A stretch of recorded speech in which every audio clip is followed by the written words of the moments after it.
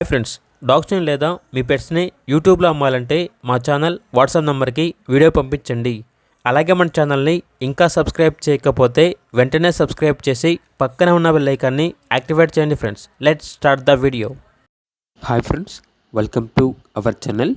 ఈరోజు మీకోసం పెద్ద పప్పి అనేది అమ్మకానికి అయితే తీసుకురావడం జరిగింది.